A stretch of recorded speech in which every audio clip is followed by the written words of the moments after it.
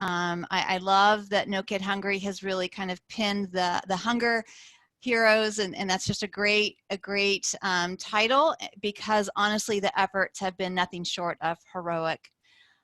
It's just hard to imagine what our new normal will look like when school returns in the fall, and we know that so many of you are really thinking about that now and planning that. So I want to spend just a little bit of time to just reassure you that the Department of Education and the Nutrition Services Division, we continue to advocate on your behalf, and to partner and to work with USDA, not only regionally, but at the national level. And beyond the administration of USDA, really reaching out to legislators at the federal level as well. So we're really trying to continue to push for the flexibilities that we know that you all need to ensure that school, the educational system continues, and that we have feeding models in place that will align with what those learning models will be like. And it's just really, now more than ever, I feel really proud to be able to work with our State Superintendent of Public Instruction, because he's actively engaged in this work and is really advocating on all of your behalf. One of the areas that USDA, they've been very busy with waivers, and while it would be nice if they were a little bit more nimble, we understand that there's legislative and legal legalities to many of the waivers. But one of the flexibilities that they have been responsive to is related to adopting community eligibility, and the extension of the application and the data through June 30th, I think, is really a golden opportunity.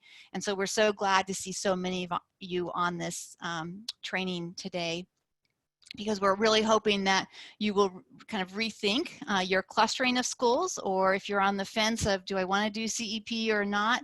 We really do feel this is an opportunity to help ensure that kids have access to the meals that they need, but really does address, as Kathy said, with the economic downturn of COVID-19, we know that many families are in need of additional nutritional services, and our meal programs are really critical to that. And again, our state superintendent, one of his key priorities first day in this office was to close the equity gap. And I have to say, adopting community eligibility, it really does model, it is the essence of food equity, to make sure that kids are able to receive free breakfast, free lunch, and know that they have a trusted place to go for those meals is so, so important. And because so much has changed in our world, there's so many unknowns, knowing just social emotionally thinking for our children that they have that continuity in our school meals is incredibly important. Regardless of what our instructional models look like, we're trying to make sure that they have the meal opportunities that they absolutely need. So in the normal school year, in school year 2019-20, we had over 3,200 school sites that participated in CEP, and that is about a third of our school sites in the state of California, where all kids received a free breakfast and a free lunch every single day of the school year that they were on campus. So again, now more than ever, the time is to really rethink what community eligibility might mean for your community, for your families, for your students. As Kathy said, it's not only helps reduce some of your administrative burden, because it's going to be difficult, we know, with all the hybrid models if you're collecting meal applications. And so CEP is a consideration to help reduce that burden. But again, it really does get to the heart of helping support our children and families that for the first time probably in many of their lives are faced with not quite sure where their next meal might come from. And so we would love to see schools reevaluate community eligibility and to look for that as a possible solution. As Kathy shared, we know that CalFresh applications, that more and more families are seeking for CalFresh benefits, and that's been very evident with our PEBT and the number of children that are receiving those benefits. So we know the need is out there. So this is a good time to adopt CEP because whether you've been on CEP and you want to kind of recluster your schools or look at your rates now, this is a good time to kind of dial in and set a new reimbursement level with your free and reduced priced. And we have many great resources and calculators out there to help you make those business decisions. So again, thank you for joining us today, and I remain in gratitude for the amazing work that the school community is doing to rise to this occasion. And those of you that know me know that I do love quotes, and so I have a Maya Angelou quote that I'd like to share with you, and that is, she said, I think a hero is any person really intent on making this a better place for all people. And our school food service operations, our operators, our staff, our community has really risen to that occasion for our children. So I thank you.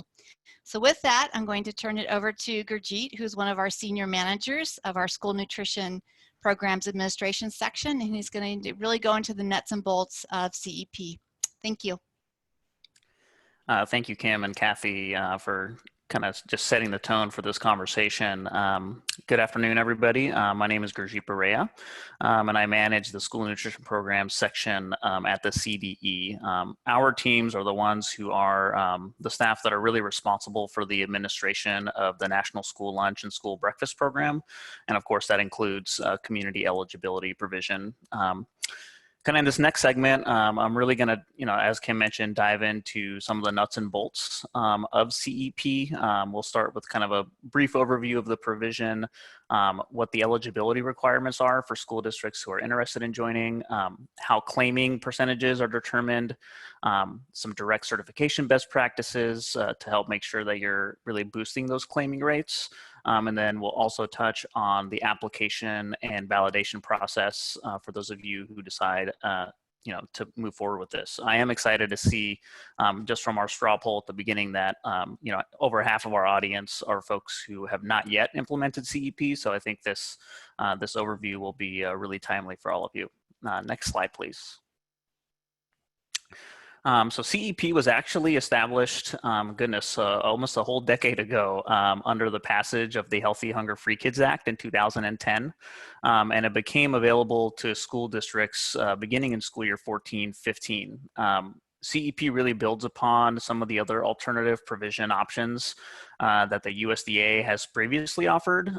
So some of you may be familiar with provisions 1, 2, or 3. Provision 2 is, by far the most popular of those three options. But unlike the other provision options, in the CEP, schools do not collect meal applications from their students at any time. The claiming reimbursements are based solely upon the number of children who are eligible for free meals through the process of direct certification. And then also, unlike the other provision options, CEP does offer free breakfast and free lunch for all students at CEP sites. Next slide, please. So basic eligibility, there are really three check marks that schools have to hit in order to be able to participate in CEP. First is that coined term, the Identified Student Percentage, ISP. We're going to talk a lot about that today. Schools must have a minimum ISP of at least 40%. And that means that 40% needs to be met without any rounding. So if your school has an ISP of 39.9%, you're not eligible. It has to be at least 40.0% in order to be able to join CEP. Second, as I mentioned just a minute ago, schools have to serve both breakfast and lunch at no cost. So if you're a school and you haven't been approved to participate in breakfast, that would be the first step to take before looking to offer CEP. You have to offer both meal services at no charge to all students.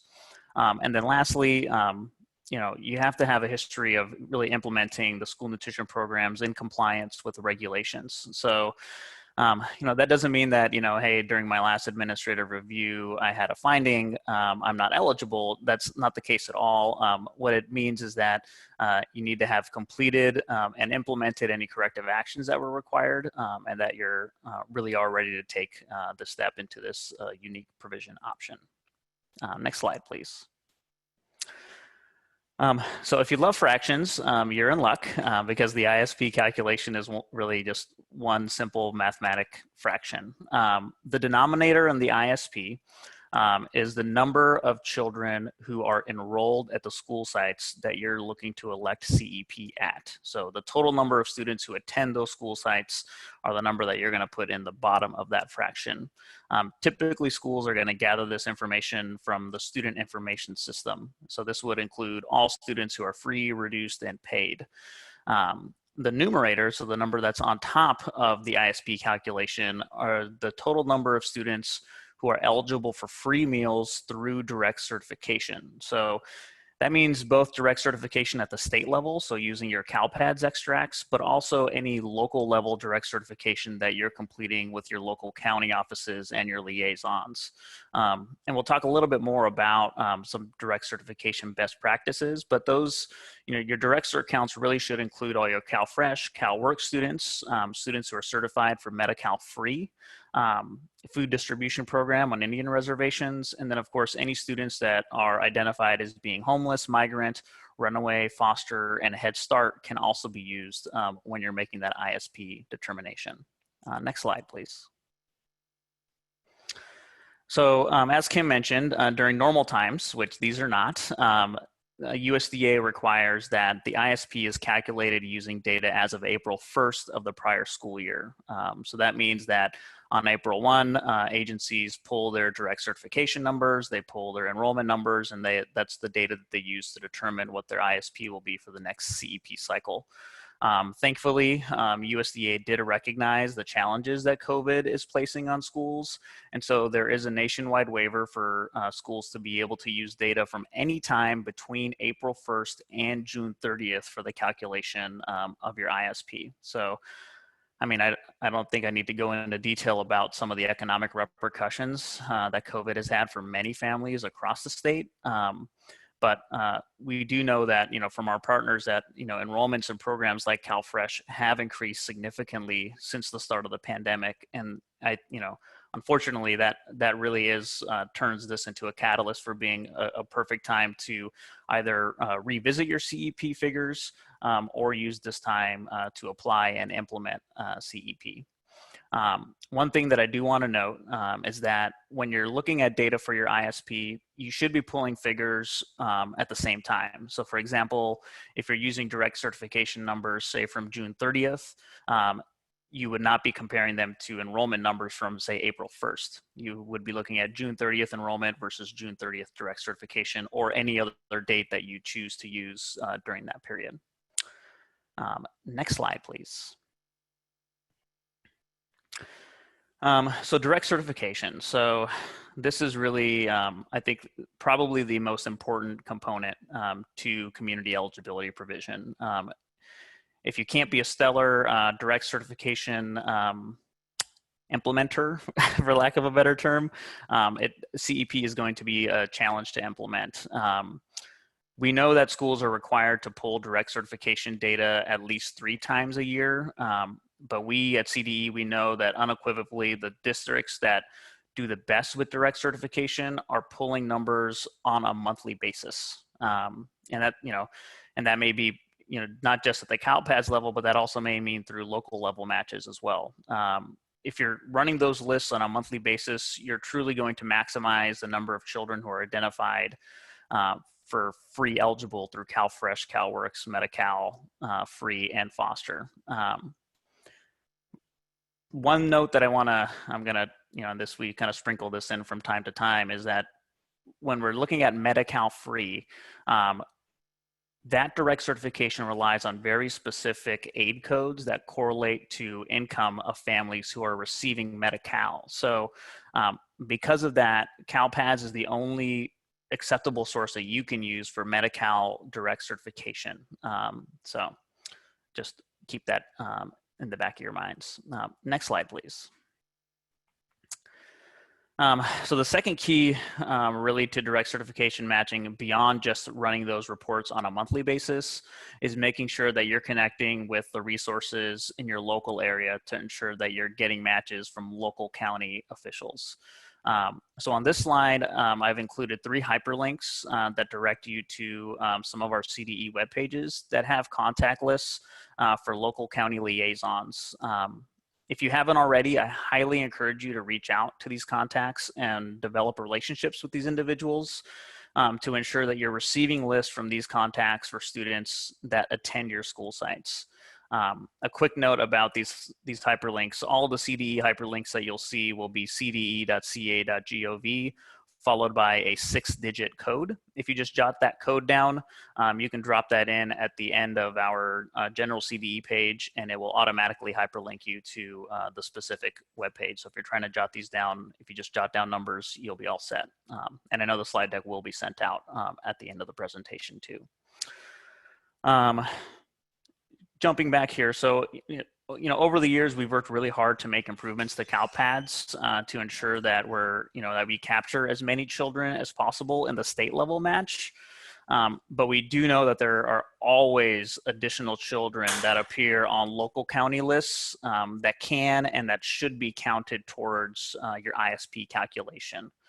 I just can't emphasize that enough. Any additional children that you can identify, and whether it's for CEP purposes or not, even if you're a standard counting and claiming school, the more children that you can directly certify for meals, the more kids that are going to have access to nutritious food. So this is, I think, a best practice, regardless of whether or not your district chooses to make that decision to go to CEP. And then lastly, we have to remember sibling extensions. So sibling extensions for those kids who are directly certified can also be used to calculate your ISP. So those students who are eligible for CalFresh, for CalWorks, for FDPIR, and for Medi-Cal Free, any of their siblings who reside in the same household are also eligible to be included in your ISP counts. So that's another way that you can make sure that you're maximizing the number of kids that you're including in the ISP. So next, we'll transition a little bit of the conversation kind of towards how we calculate reimbursement once you make that decision to go onto onto CEP. So next slide, please. So before kind of looking at those calculations, I do want to touch a little bit on grouping of sites. This is an area that I think over the years districts have gotten much more savvy with, and it's certainly something that I know Zeta is going to be touching on in more detail later about what kind of grouping means. But when you're a school district and you're considering implementing ISP, you have the option to do it. You can do the community eligibility provision, district-wide. You can do it at individual sites, or you can do it at groups of sites. The only caveat to each group is that it just has to have a minimum of 2 sites in it. There's no maximum number for the sites that you include in a group. But what really grouping allows districts to do is to take a strategic approach of how you can maximize what the ISP might be, and as a result, what the claiming percentage may be for specific schools who opt for CEP. So for example, you might take a site that has an ISP of 90%, that's very high, and choose to group it with a site that has a lower ISP, perhaps of something in the 40 to 45% range. And what that will do is it will help to balance the ISP out so that you're maximizing the potential reimbursement at your district. So next slide, please.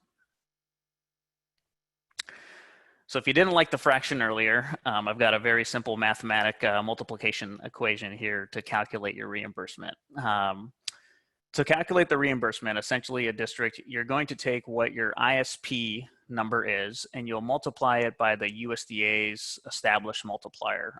Currently that multiplier is 1.6. So your ISP multiplied by the 1.6 is what will tell you the percentage of meals that you're going to be able to claim at the free rate. Whatever meals remain beyond that are going to be reimbursed at the paid rate. So I put together a simple example on the slide. So here we have a school district that has an ISP of 55%. So we take that 55%, we multiply it by 1.6, and this district will have 88% of the meals that they serve reimbursed at the free rate, and the remaining 12% of meals that they serve will be reimbursed at the paid rate. You know, and I think Stephanie will talk a little bit about this, of what kind of the target ISP is for each district to make CEP work. I will say that the magic number, so to reach that 100% free reimbursement, is 62.5%. So any district that can, whether it's within a group of sites, at an individual site, or district-wide, if you can reach that magical 62.5% ISP, that means that your district will be able to get free rate reimbursement for all breakfasts and lunches that you serve while you're on CEP. Next slide, please. One important thing to note, that once you have established that ISP, is that ISP is guaranteed to never decrease. So you establish that ISP for 4 years and you're locked in. So let's say you're like the district in the previous example and you had a ISP of 55%. If in year 2 you take a look at your numbers and you realize, oh wow, my direct cert has actually decreased, that's okay. You're locked in at that 55% ISP for the duration of your CEP cycle. On the flip side, if you came in at 55% and the following year you went back and you looked at your numbers and you actually saw an increase in your ISP, you can reapply for CEP to kind of reset that cycle. So that really allows you to, it gives districts that flexibility to make sure that they're maximizing their reimbursement under CEP. One important note that I do want to note is that if the reimbursements that your district receives are not sufficient to cover all of the costs of your nutrition program, that difference has to be covered by non-federal funds. So for most school districts, that generally means that your school district's general fund is going to cover the remaining balance of any costs that are not covered by the reimbursement that you receive under CEP. That's just, one of the reasons why, as you're starting to have these exploratory discussions and conversations in your district, that it's really important that you engage with district leadership outside of nutrition services. So to loop in your CBO, to loop in your superintendent as you're having these conversations, just so that they also understand what they are getting into. Next slide, please.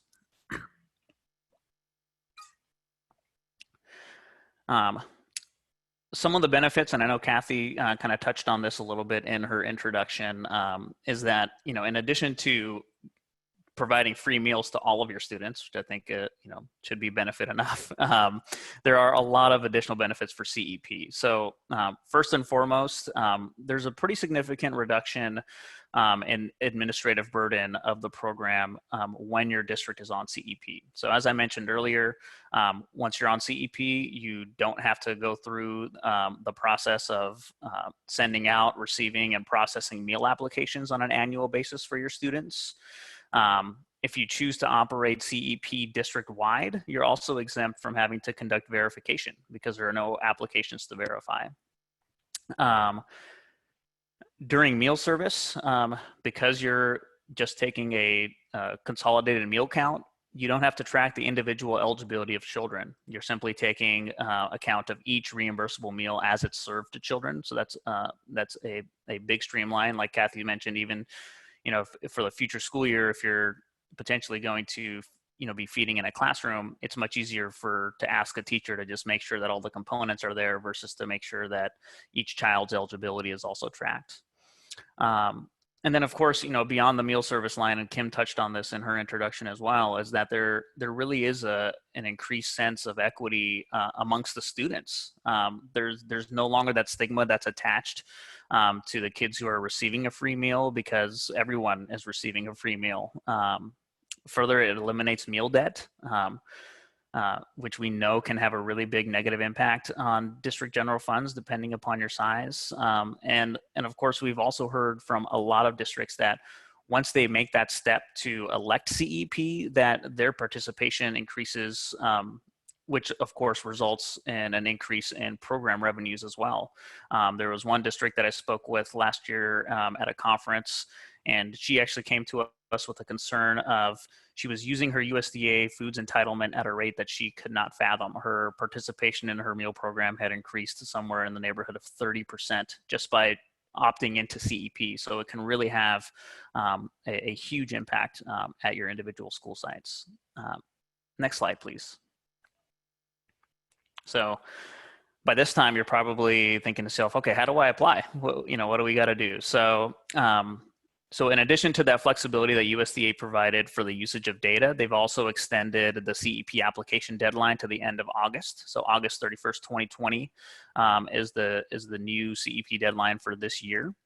I do want to point out though, and this was a nationwide waiver that USDA issued. So we know in California, we have a lot of schools that start before the end of August.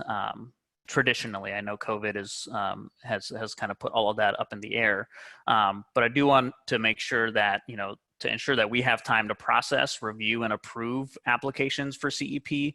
If you know that your school district is going to be starting your school year prior to August 31st, you should be submitting that application prior to the start of the school year.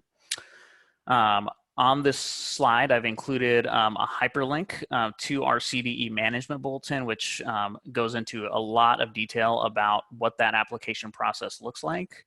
And then, of course, I always encourage you to contact your program specialists. Our teams our staff are fantastic at providing technical assistance, and they'll really be able to kind of walk you through the CEP application to make sure that that process is as painless as possible. Next slide, please. So when you submit your CEP application documents to us, there'll be a handful of forms that you're going to submit. The first is an application checklist, and this is just something that helps for us to ensure that we have all the required documentation that we need for a complete application. The second is an update to your meal count and collection procedures to make sure that it's reflecting the changes that you're going to be implementing, because you won't be taking meal counts by eligibility type anymore. And then last, you're going to submit the SNP 55, which is a breakdown of the students that you've identified as being part of your ISP calculation. We'll use that to actually take a sample and do the validation of the application. One thing that we implemented last year that's new is that we're also asking school districts to submit the source documentation that you're using to determine your ISP. So that would include your CalPADS extracts, any local level lists that you've received from your local county liaisons. It could include homeless lists, foster lists, migrant lists. All of the documents that you use to determine that ISP, you'll also submit at the time of application. And you're probably wondering why. Next slide. So the other piece that we really kind of reflected on our internal processes was that we realized that we really should, as a service to schools, be validating the ISP of CEP cycles at the time of application. So that's why we're asking for all these documentation up front, so that way we can complete the validation through a desk audit, which is completed by our compliance coordination unit.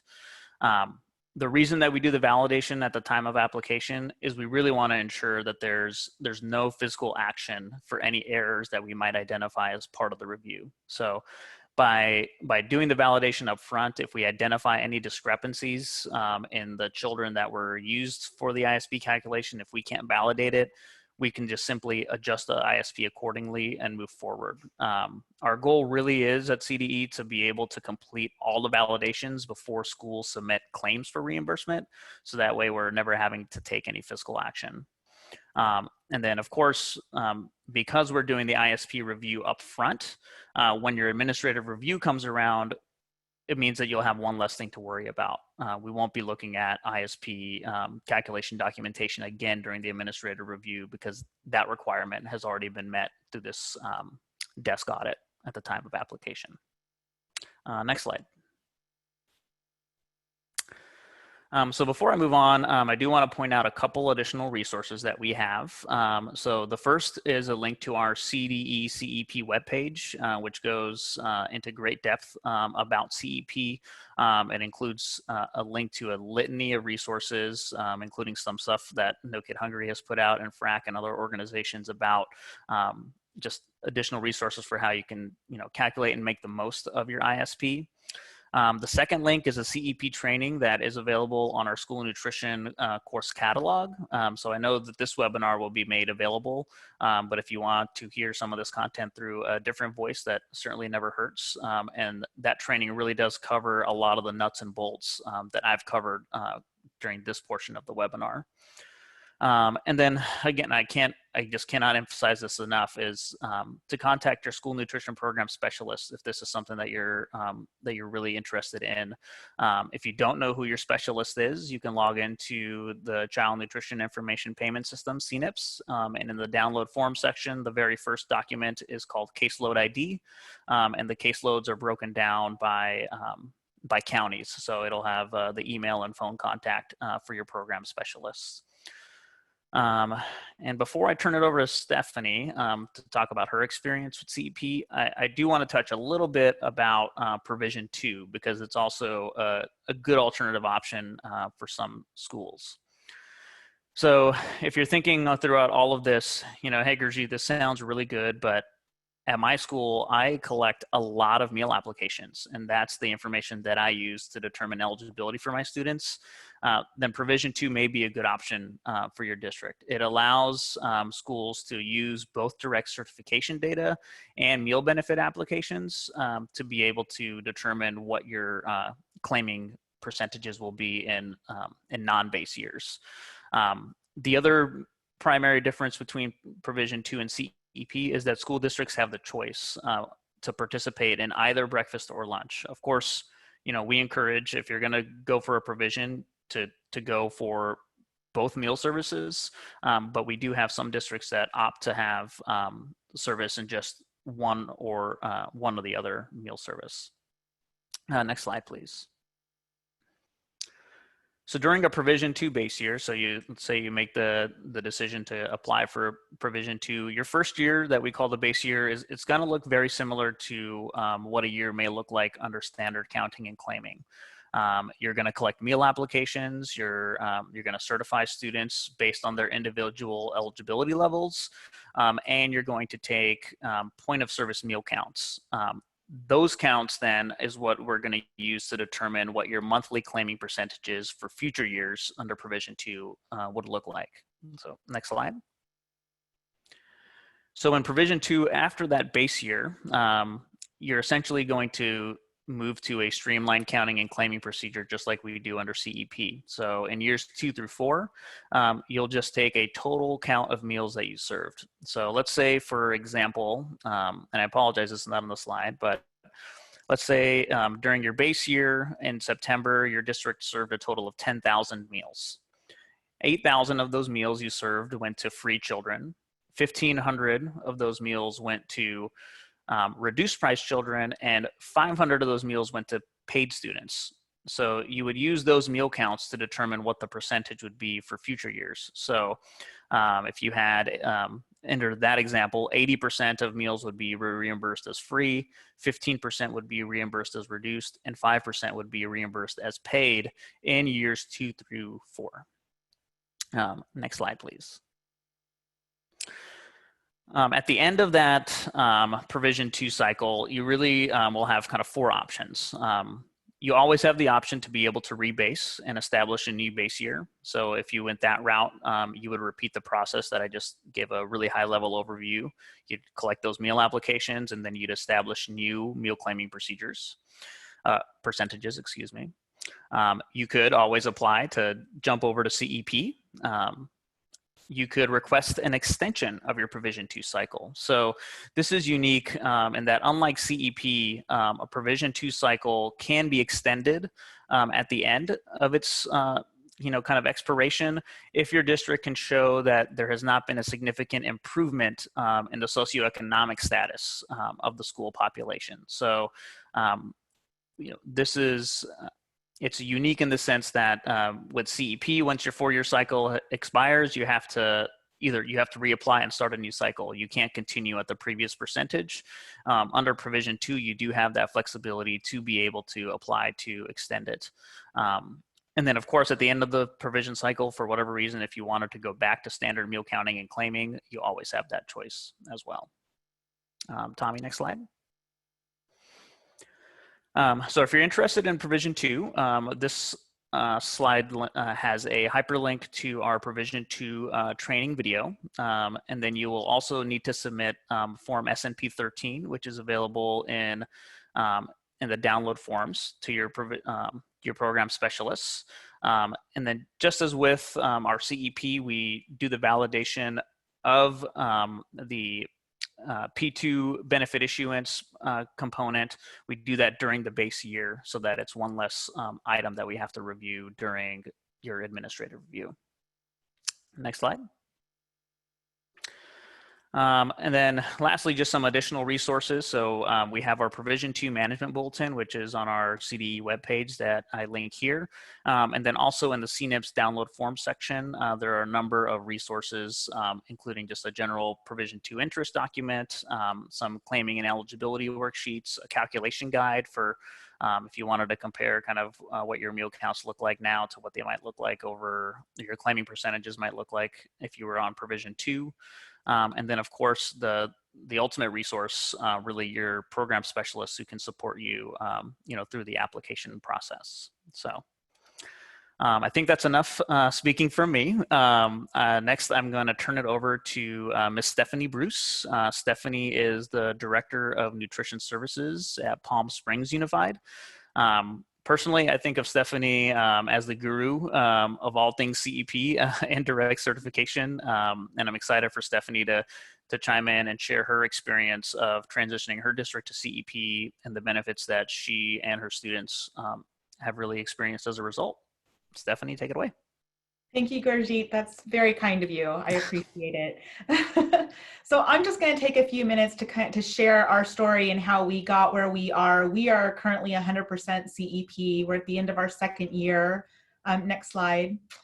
And just a little bit about Palm Springs Unified. When people think Palm Springs, they think of million-dollar homes, resort town, affluence, beautifully crafted, sculpted golf courses, and we have all of that. But the majority of people that come to enjoy that aren't the permanent residents here in the Palm Springs area. Our demographic is economically disadvantaged. We are 87% free and reduced, and we have a 20,000 square foot central facility, and we produce over 23,000 meals a day. Last year, we did a little over 4 million meals, and this year we're already at 4.7 million. So CEP does make a difference. And my first few weeks at Palm Springs, I've been here now for 8 years. I had a board member ask me, look, Stephanie, we do universal free breakfast, we feed a supper for free, we feed our kids summer meals for free. Why aren't we feeding lunch for free? And it was a great question. And at the time, CEP was pretty new, and I didn't really know much about it or how to get where we needed to go. So I took that challenge, next slide, and started to thank you, Tommy, and just started to figure it out. And the very first thing I really had to do was take a look at our data and find out if we were even close to even apply. And at the time, we weren't. CalPADS at the time was still improving. It was, learning to get all this information and receiving it from our county social services departments. And prior to this, years ago, we used to have agreements with our county offices, and that's where we received our direct certification information. It wasn't from the state. Once CalPADS took over, those agreements went by the wayside, and we were relying on the CalPADS data, which now is great. It's improved a lot over the years, but at that time, I wasn't able to even meet that 40% ISP in order to apply. So What I tried to do then is just figure out ways to make it work. Some years I would get frustrated and just let it go, and then new things would happen and I would figure out how to make it work. I had to determine what my break-even point was, and all of you need to do that as well. As Gurjeet said earlier, you really need to make sure it's going to work for you, whether it's CEP or Provision 2. You also are going to have to manage the politics. You're going to need to be the expert and have the answers to the board's questions before the board even asks the questions. You don't want to be standing in front of them and not have the answers. So you're going to need to determine how you're going to ensure that the district is still going to get all the data they need for their Lcff funding, how Title I is going to get this data in order to ensure their funding continues, and any other program that relies on our free and reduced numbers for funding. Next slide. So when you're ready to accept the challenge, like I did, figure out that break-even point. And for us, it was a 58% ISP, which I believe is about around a 90, I think it was a 98% or 92.8% reimbursement. So 92.8% of all meals we would serve would have been at the free rate, and that would have maintained our current revenue stream, and that was the goal that I was trying to meet. The ultimate goal, of course, was always to make sure that our district was 100% CEP, because part of the politics that you're going to have to navigate is, are you going to do district-wide? Are you able to? Or are you only going to be able to do certain schools? And in that, how are you going to craft your message to parents when some might have a child in elementary school that serves all meals for free, and they may also have a middle school student down the street where it doesn't qualify and their child has to pay for their meals. So you need to make sure you craft that message and have that ready to go for your superintendent and your school board when that conversation takes place. But you want to take the time to compare your enrollment data. And Gurjeet gave you a lot of great information. Don't let it be daunting. Don't think that you're not going to be able to navigate it, because it's just numbers and it can be done and it's very easy. Get one with pivot tables. That's what we ended up doing here, was just we extracted all the data from our point of sale system. Then we extracted the data from our student enrollment system and merge those together to match all the directly certified students. Then we took our direct cert information and molded that in to make sure that I could verify that every single student who was directly certified, I had the backup for. Because when I applied, you didn't get everything verified in advance. It was verified during your admin review, and the stress isn't in getting all the data together. The stress is in having it verified during an admin review. So CDE is doing us all a favor by having it verified in advance to make sure that you don't have any surprises in the future.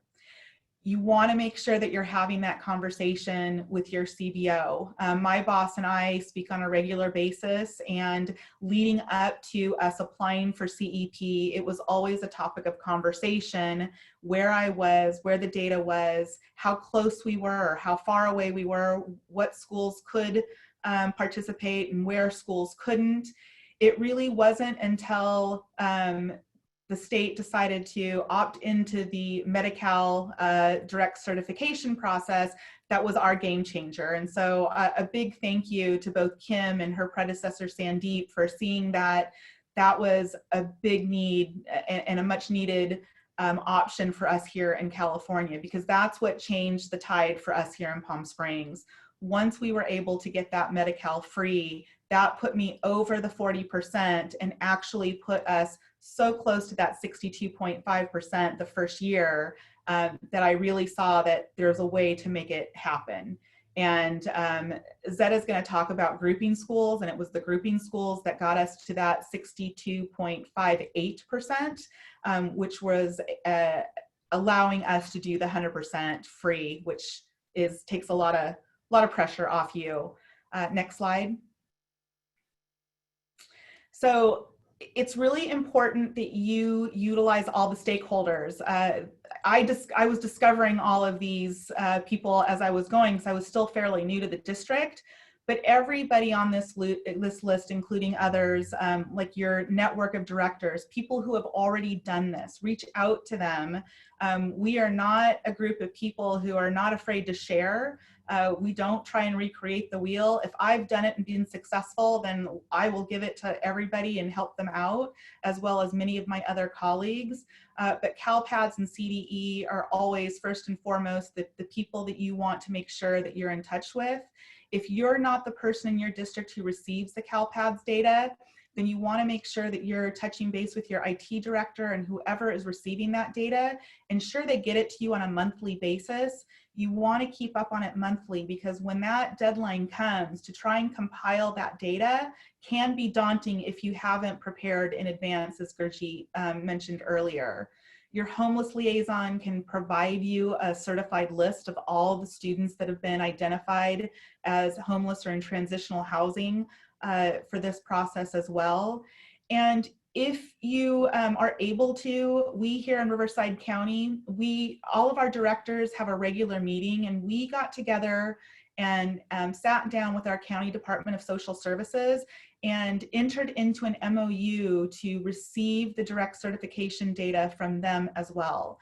So we get it a little sooner than CalPADS actually does, which was helping us with the deadlines in order to up our numbers. That county list that we get is more than 50% of our student population. So it was very helpful for us. Next slide. And Gurjeet already went over a lot of the benefits, and my benefits, I mean, they're exactly the same. The increased participation, it actually is a benefit. In some cases, if you're a high free and reduced school district and you had a high participation, it may not increase in large numbers, but if you're in declining enrollment like we have been, our enrollment was declining, so our participation was going down even our first year in as CEP, but our revenue went up because of the free reimbursement we were receiving for every meal. Now that's continuing, and the participation is increasing because the students who never ate lunch with us before are now eating both breakfast and lunch. And I'm seeing groups of kids who were separated at lunch prior to this process.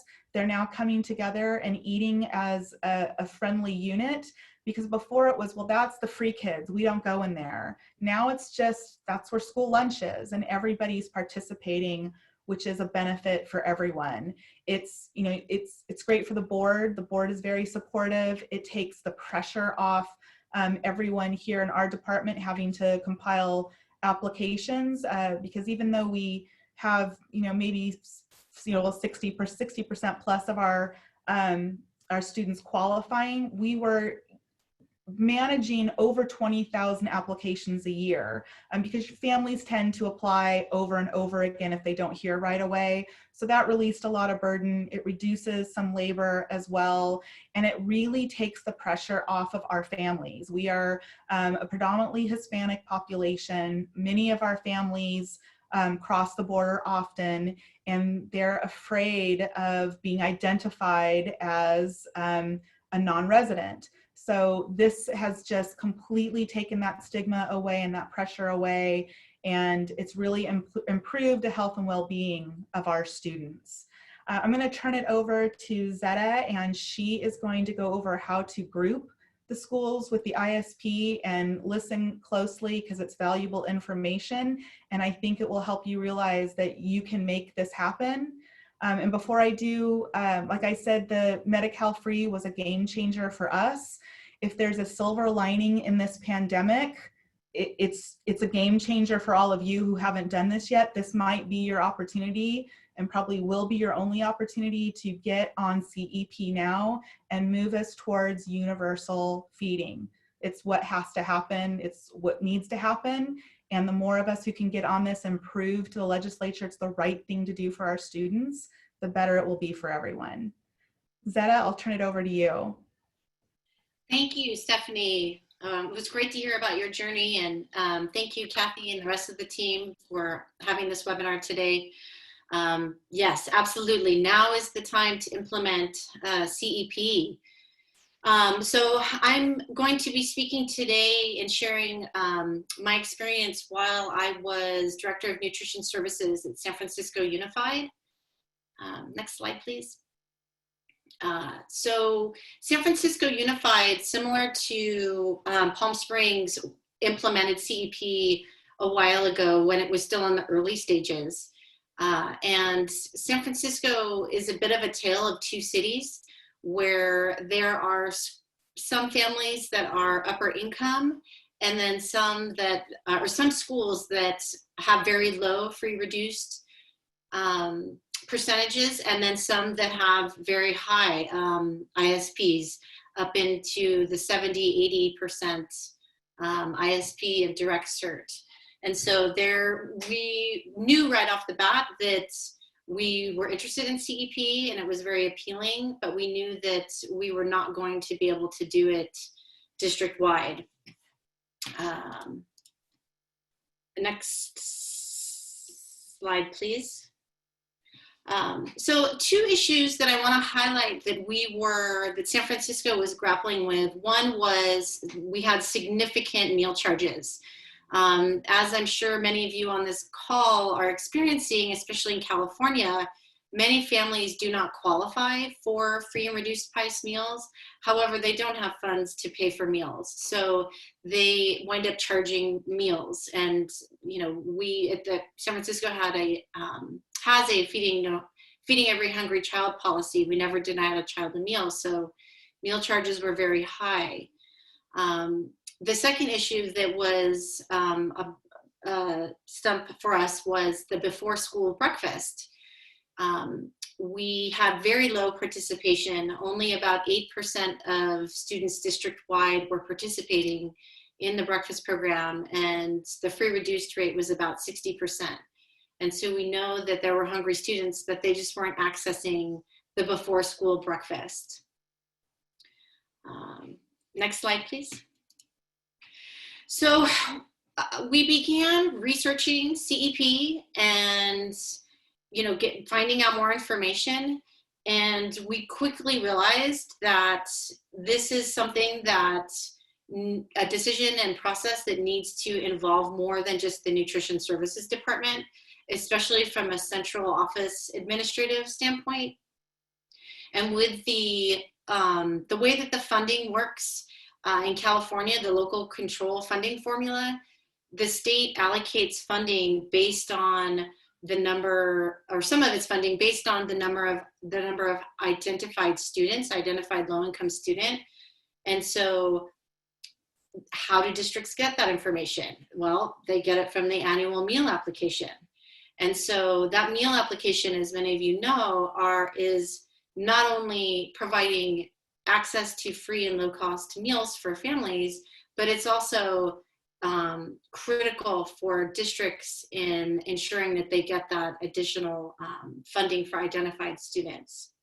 And I think this is where a point where a lot of nutrition service departments and directors get caught up, because it can be, as Stephanie highlighted as well, it can be a little bit daunting to kind of reach outside your silo and connect with a CBO or an IT specialist or the enrollment office. In some districts, especially very large ones, it can be daunting to find out who is doing what and what the timelines are. And, you know, a lot of times nutrition directors aren't given the voice to really say, hey, you know, let's get together, let's all do this. But I encourage you right off the bat, please go through this process and get your team together, because it is worth it. One of the things that you may hear is that, CEP is going to take away our district funding. No, that's not the case. It is important, as if a school does transition to CEP, that yes, meal applications are not required anymore. However, there will be an alternative income form that is required, that is needed to collect for that, to collect the income to be able to use for those Lcff numbers. So that process is carried out outside of nutrition services, although sometimes it's done in partnership. And as long as you map out the process and make it very clear ahead of time who is doing what, there's no impact or loss of funds to your district. And at the end of the day, from a family standpoint, a form is a form. If they are submitting a meal application form or an alternative income form, it's really just messaging, making sure that you're messaging to your families the importance of, hey, you know, this form is going to help your school get more funding. Please just submit it and just leave it at that. But I think that's where a lot of districts have got caught up in the beginning, in the early phases. Also, sometimes CBOs are concerned about Title I funding and losing Title I funding. Title I funding is determined by census tract, not by meal applications. And so that there's no loss of funding there. It does affect it in terms of how the funding is allocated, like ranked, how it's distributed within the district, but there are ways around how to help that transition and make sure that it's not going to harm the district at all.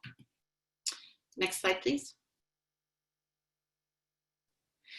So I want to give a very brief high-level overview of example of how you can group schools. And this is what we have to do in San Francisco. So essentially, if you take this group of 3 schools, and you can see that School A has a 68% identified student percentage, and School B has 62, and School C has 41. So you can, all of these schools technically do qualify for CEP, but only the 2 on top, the A and B, would be reimbursed at the full 100% free rate. Next slide, please.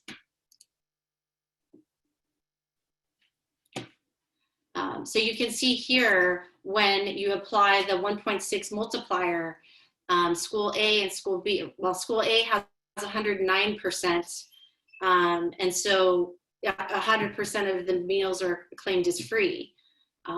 So if the goal is, if you're trying to get as many schools to qualify as possible, you know, the School A, you don't want to, you know, if those meals are going above and beyond the 61%, you don't want to waste those meals or the count that goes above. You can group that with another school to bring that one up as well. So next slide, please. So you can see here in this example with these 3 schools, once you group them, it brings the ISP to 60.9 and essentially makes it so that all of the meals that you're claiming are claimed at the free category. Next slide, please. So obviously, the grouping tool and the process and evaluation around that is very, very important to see how close you can get to that, as Gurjeet said, that magical 61%. However, I really, really want to encourage districts to not only review this multiplier data, but also take into account how many more meals you can expect to serve under CEP. And this is where you can really, really get the full benefits of CEP. If you can implement CEP and then couple it with a breakfast in the classroom program, or speed up service lines through no longer using cards or pins or something like that, you can see a substantial increase in some cases in the number of meals being served. And certainly this is the case with breakfast in the classroom. In many schools that we've implemented CEP and breakfast in the classroom together, we end up serving as many breakfasts, sometimes even more, than the average number of lunches served a day. So it's very important to think about not only your total ISP percentage with the multiplier, but also how many more meals you're going to serve. So those 2 together are very important. Next slide. So we did do this in San Francisco Unified. As soon as we implemented CEP, we were able to implement quite a few breakfast in the classroom programs. And again, as it was highlighted earlier, One of the benefits is that you don't have to do rosters in the classroom or any of those administrative pieces, which again, this is a lot of where schools get stuck, and there's a lot of pushback from teachers on implementation. So it does really make the ease of implementation of breakfast in the classroom much easier. Next slide, please. And so was my very quick and high-level journey with San Francisco to implement CEP. And just to echo the team's feedback, we really encourage you to implement CEP. Now is the time. Thank you. Thank you all. That was terrific information. We have a lot of questions in the Q&A box, and I think I've been able to clump a few topics. A lot of questions about CalPads. Might be an interesting topic for another webinar someday. Not sure we'll be able to get too into the weeds on CalPads, but a few questions about counting enrollment. What if you have a Head Start program or a preschool program on campus, or other students you're feeding on campus that are not officially students of that school? Do they get counted in the enrollment? I can answer that because we have 20 early childhood education sites, and many of them are Head Start, and we do count them into our enrollment because we are serving them as well. Head Start is a direct certified category, so that really helps with the numbers as well. Great, thanks. Zeta, if you're clustering schools, can you include a school site that has an ISP below 40% into a cluster? And is the minimum cluster one school or two school sites? The minimum threshold for any school to be eligible for CEP is 40%. Unfortunately, you cannot add a school that has less than 40% CEP to this cluster. And further, I believe Gurjit had said that you need to have at least 2 schools for one grouping. Correct. Yeah. If it's just a single school, then it's its own independent CEP site. It would have its own ISP. And can CEP sites still serve a la carte? Yes.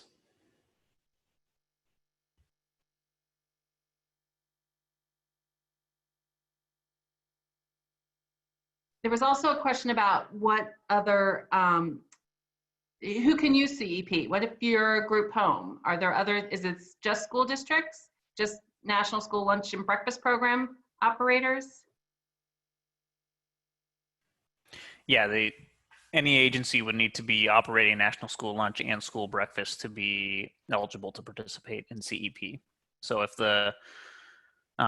as a group home, if they are operating both programs, I believe that they would be eligible, but I'd encourage them to follow up with their program specialist to make sure. I'm not 100% on that. Okay. And are there good examples or templates of alternative income collection forms? Also, folks really like the idea of the MOU with the family service coordinators. So any other, or with county services, any good templates for the MOUs as well? We actually used a template from CDE and just crafted it to meet our needs. I'm happy to share that if anybody wants it. And there are templates for Lcff forms. If I'm not mistaken, I think that CDE has them online. Correct. Yeah. Earlier, I cited the CEP CDE webpage. There's a specific tab there that talks about Lcff and Title I as well. I will say too, it's not as easy as just drafting an MOU with your county office, Department of Social Services. You really need to.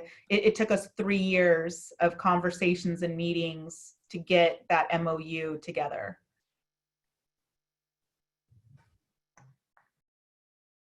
Thank you. I know Gurjit's been answering some of these more specific questions, but I think there's still some questions about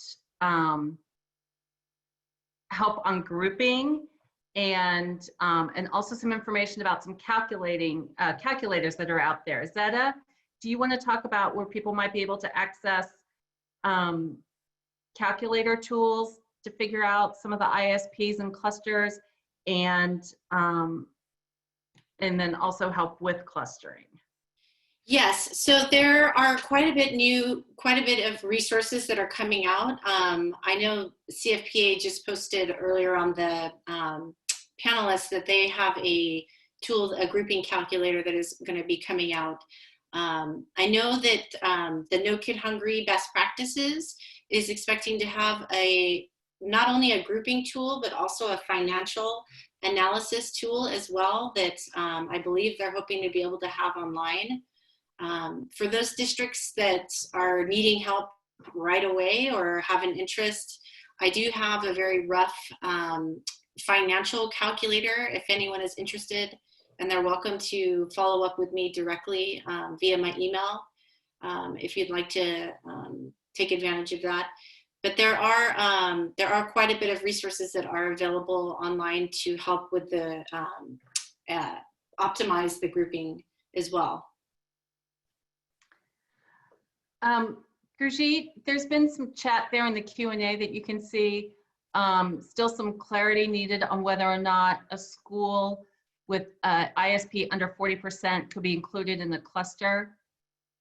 So an individual school must have an ISP of at least 40% to be eligible. So you couldn't take a school that was, 65% ISP and combine it with a school that was 35% ISP. That 35% school is not eligible. It's got to be at least 40% on its own. Yeah, that's what I thought. Yes. Yeah, thank you. And while I've got the line, Sure. there was another couple questions here. There was a question regarding Medi-Cal reduced, if that could be used as part of your ISP calculation, and no, it's only Medi-Cal free that can be used. Sorry, there's so many questions. I'm trying to. While you're sorting through another, see if you see some trends there, I want to ask Stephanie and Zeta. One of the things with CEP is you are required to notify families that there will be meals served at no charge. Any best practices for making sure families not just only get the information, but are excited about that information, and that it can be a real, I would think of these days, families would find that to be really positive information coming from their school. Go ahead, Zeta. Yeah, I think just, again, it's, marketing of your program in general is critically important. And I think especially now with COVID, it's a really nice opportunity to just continue to get out there. And it's also a nice time to highlight breakfast as well, because so many families are still, even now, not participating in the breakfast program. So it's a nice opportunity to say, hey, breakfast and lunch, and usually at the CEP schools you're having supper as well. So you can really market that three meals a day. You really provide a cornerstone of food security for these families. Yeah, we do several things. We still send that annual letter that they used to get, asking them to fill out the application, but reminding them that we provide the programs that we offer at no cost, and we list all those programs. Also in that letter, we list some other discounts that they could possibly obtain based on the results of that. So whenever they need a personalized letter, we provide that to them. Direct cert letters go out automatically. Anybody outside of that who completes the Lcff form, we provide it on request basis. But we also, throughout the year, we do Facebook posts, and it's amazing how, we do phone calls home, but our Facebook posts get more hits and comments than our phone calls. So we don't do auto dialers. I do personal messages, and I send them from my cell phone, not from my office phone. So they are more apt to pick up the phone when they see a person's name. And we do periodic emails and text messages throughout the year, just reminding them that the benefits of a school breakfast, and did you know your school is offering breakfast 5 days a week to your student, And we also do little snippets once in a while about if it's barbecue day, we'll send something out. And what really, I mean, CEP increased our participation, but it's the marketing of it that has really helped increase our participation. We can actually see trends of increases when we do social media posts and phone calls home. That's great. And No Kid Hungry Center for Best Practices also has some great resources on marketing ideas. Gurjeet, did you? Yes, I did actually add, I actually have a correction. So related to the minimum 40% ISP, the group as a whole would need to have an ISP of over 40%. So you could group a site that had a lower ISP with a site that has a higher ISP. As long as the group ISP is over 40%, then those sites would be eligible. I would just caution people on applying at 40%. You really need to make sure if you're going to maintain the revenue stream that you need in order to meet all obligations, and have that conversation with your CBO, superintendent, and the board about the fact that if this is where the direction they want to take, are they willing to help supplant the difference if necessary? Yeah, I want to second that. Those directors that are listening and CBOs, it's really important to make sure that you look beyond the ISP and look at the revenue, compare the revenue impact. Absolutely. Kim, is this the time you want to make your point that you make so eloquently, that when you're looking at the financial, also look at your debt? I'm factoring that in.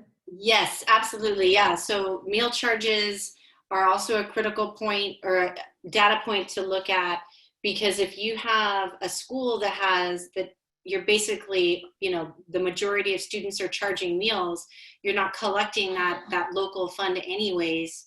You're probably investing more time between staff phone calls and stress of students, stress on families. I mean, everyone that works in child nutrition knows what nightmare meal charges are. And so being able to not have to deal with that that benefit cannot be understated. And if you account for that in your financial model, it does make a difference. Yeah, and I can say the year before we actually implemented CEP, our negative balance after the, I think it was SB250 was the first bill. After that first bill went into effect, we increased our meal debt from about $7,000 to $35,000 within a couple of months. So managing that took the majority of mine and another staff member's time just to manage. So it's really important to look at all of that and how that's going to affect. Yep.